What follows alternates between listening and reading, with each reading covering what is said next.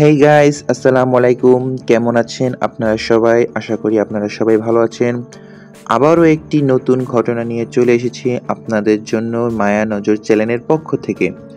আজকে একটি রহস্যময় দ্বীপের গল্প আপনাদের সাথে রহস্যময় উদ্ঘাট করব। আজকে যেই জায়গাটির ব্যাপারে আপনাদের জানাবো সেটিকে সবথেকে বেশি অভিশপ্ত রহস্যময় হন্টেড প্লেস হিসাবে মনে করা হয়।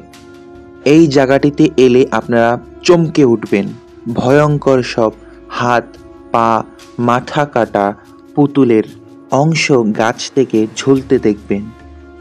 বলা হয় এই জায়গায় একটি মেয়ের অতৃপ্ত আত্মা রয়েছে এবং সেই অতৃপ্ত আত্মাটির খিদা মেটাবার জন্য রোজ ব্ল্যাক ম্যাজিক করা হতো। ওকে, মেক্সিকো রাজধানী মেক্সিকো সিটি থেকে 17 মাইল দূরে জোকুমিলকো জেলায় রয়েছে এই পুতুল দ্বীপ। সাধারণ একটি ঘটনা থেকে এই দ্বীপের যাত্রা শুরু হয়। প্রায় 90 থেকে 95 বছর আগের ঘটনা। 3 মেক্সিকান শিশু এই দ্বীপে পুতুল নিয়ে খেলা করছিল। খেলার ছলে তারা পুতুলের বিয়ে দেয়।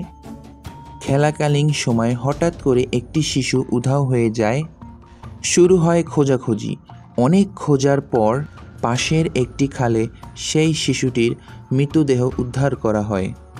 এই কারণে সাধারণ মানুষের কাছে এই দ্বীপটি হয়ে ওঠে ভয়ঙ্কর একটি দ্বীপ। আশ্চর্য এই দ্বীপে গাছে গাছে ঝুলছে পুতুল, আর সে পুতুলগুলো দেখতে খুবই ভয়ানক। যেদিকেই তাকায় সেদিকেই শুধু পুতুল আর পুতুল। এই দ্বীপে আসলে এত পুতুল এলো কোত্থেকে?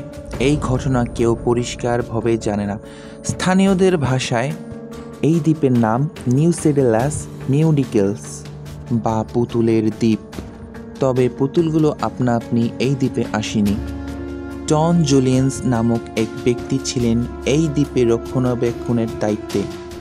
মানুষটি একাই বসবাস করতেন এই ছোট্ট দ্বীপে। একদিন দ্বীপের কোনায় জলে ভেসে একটি ছোট্ট বাচ্চার লাশ। তাকে তুলে এনে দ্বীপেই কবর দেন জুলিয়ান। তার কয়েকদিন পর ঠিক ওই জায়গাতেই একটি পুতুল কুড়িয়ে পান তিনি। তার ধারণা হয় পুতুলটি ওই মৃত বাচ্চাটির। তাই তিনি ওই আইল্যান্ডটিরই একটি গাছে টানিয়ে রাখে সেই পুতুলটা। তারপর থেকেই সেই বাচ্চা মেয়েটির আত্মা জুলিয়েনকে নানাভাবে বিরক্ত ও ভয় দেখায়। আত্মার অত্যাচারে জুলিয়েন পাগলের মতো পুতুল জোগাড় করতেন, আর দ্বীপের সব গাছে সেই পুতুলগুলোকে ঝুলিয়ে দিয়ে বাচ্চা মেয়েটিকে সন্তুষ্ট রাখতে চাইতেন। দেখতে দেখতে হাজার হাজার পুতুলে ভরে ওঠে এই আইল্যান্ড। তবে যেমন তেমন কিন্তু পুতুল নয়, দেখতে বীভৎস, ভয়ঙ্কর। তবে পুতুলগুলো দেখলে মনে হবে মানুষের নির্যাতনে প্রাণ হারিয়েছে। ওই আত্মার অনুরোধে জুলিয়েন তার আশ্রমে সবজির বিনিময়ে মানুষের কাছ থেকে নষ্ট পুতুল সংরক্ষণ করতেন। নষ্ট পুতুল হাতে এলে দ্বীপের চারপাশে টাঙিয়ে দিতেন জুলিয়েন। এটা করলে নাকি সেই আত্মাটি খুশি হতো। এই বলে মানুষের মধ্যে থাকা ভ্রান্তগুলো দূর করার জন্য মেক্সিকান সরকার 1990 সালে এই দ্বীপটিকে ন্যাশনাল হেরিটেজ ঘোষণা করে। দ্বীপটিকে পরিষ্কার পরিচ্ছন্ন করে সেখানে ন্যাশনাল পার্ক তৈরি করতে চেয়েছিলেন, কিন্তু সেখানে যে পুতুলগুলো দেখে রাত্রে ঘুমের ভিতরে নানান ভয়ঙ্কর স্বপ্নগুলো দেখা দিত এবং তাদের সাথে প্যারানর্মাল ঘটনাগুলো ঘটত, যেন তাদের উপরে কেউ নজর রাখছে এবং তাদের বাড়ির সামনে কে যেন দাঁড়িয়ে থাকতো।